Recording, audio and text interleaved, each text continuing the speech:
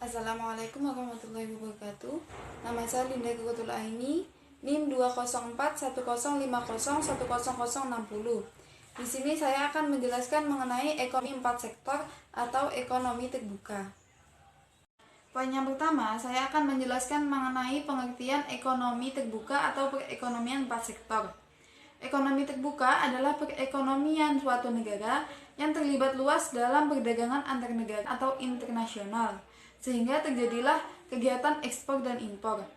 Pada perekonomian terbuka terdiri dari 4 sektor, yaitu yang pertama, perusahaan sebagai produsen, yang kedua rumah tangga sebagai konsumen, yang ketiga adalah pemerintah, dan yang keempat adalah negara lain. Poin selanjutnya yaitu konsekuensi dari perekonomian terbuka. Perekonomian terbuka pada suatu negara mempengaruhi 3 hal, yaitu yang pertama adalah permintaan agregat atau permintaan secara keseluruhan. Yang kedua adalah jumlah uang yang beredar. Semakin sering terjadi perdagangan internasional, maka jumlah uang yang beredar di masyarakat akan semakin banyak. Yang ketiga, sehubungan dengan hal itu, harga barang pun semakin meningkat karena banyaknya permintaan dari negara lain. Poin yang ketiga, saya akan menjelaskan mengenai pengertian perekonomian terbuka impor. Perekonomian terbuka impor adalah pembelian dan pemasukan barang dari luar negeri untuk keperluan atau dipasarkan dalam negeri. Contohnya, negara A membutuhkan minyak bumi, sementara di negaranya tidak diproduksi minyak bumi tersebut. Maka untuk keperluan negaranya, negara A harus mengimpor minyak bumi dari negara lain. Manfaat perekonomian terbuka impor ada 3 hal, yaitu A. Memperoleh barang dan jasa yang tidak dihasilkan setiap negara. B. Memperoleh tenaga kerja modern. Dan yang C adalah memperoleh bahan baku yang diperlukan oleh negara tersebut. Yang kelima, saya akan menjelaskan mengenai pengertian perekonomian terbuka ekspor. Perekonomian terbuka ekspor adalah penjualan barang dan jasa yang diproduksi di dalam negeri kepada negara lain yang membutuhkannya.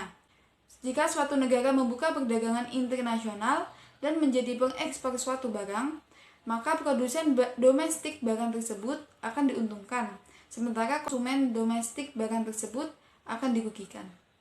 Terdapat 3 manfaat dari perekonomian terbuka ekspor, yaitu antara lain yang pertama adalah memperluas pasar, terutama pasar dari barang yang diekspor. Yang kedua adalah menambah devisa suatu negara yang diperoleh dari keuntungan atas kegiatan ekspor barang tersebut. Dan yang ketiga adalah memperluas lapangan kerja. Hal ini terjadi karena luasnya pasar ekspor suatu barang tentunya akan membutuhkan tambahan pegawai, sehingga akan membuka lapangan pekerjaan dan pada akhirnya akan mengurangi tingkat pengangguran dari suatu negara.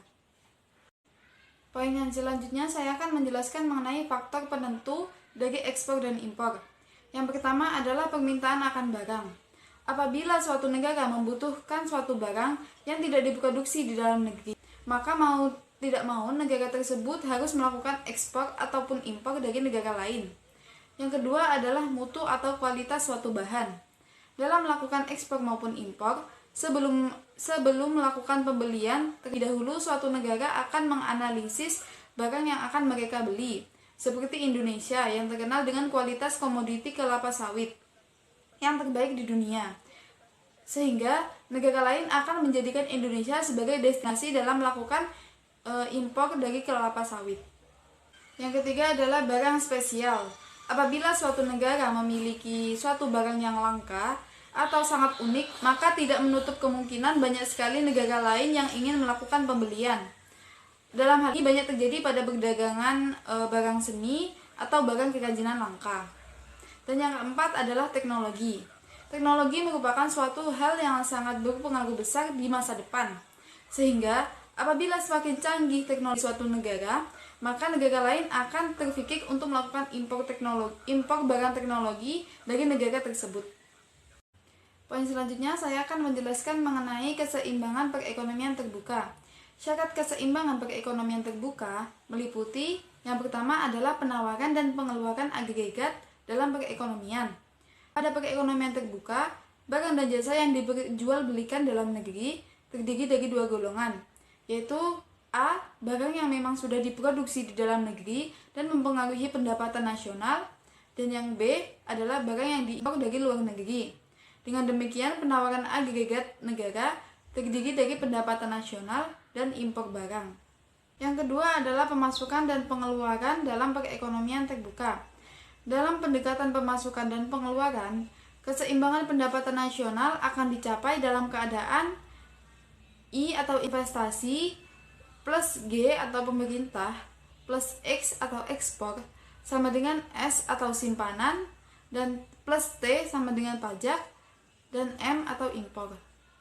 Poin yang terakhir, saya akan menjelaskan mengenai perekonomian terbuka pada sistem perekonomian Islam.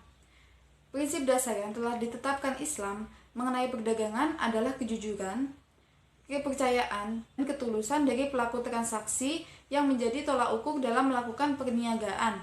Sejarah menyatakan bahwa Islam menganjurkan terjadinya perdagangan internasional.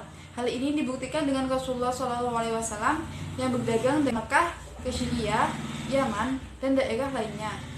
Kesimpulan dari materi ini yaitu ekonomi terbuka adalah kegiatan ekonomi suatu negara yang berpengaruh besar dalam perdagangan antar negara atau internasional sehingga terjadilah ekspor dan impor. Perekonomian terbuka terdiri atas 4 sektor, yaitu perusahaan, rumah tangga, pemerintah, dan negara lain.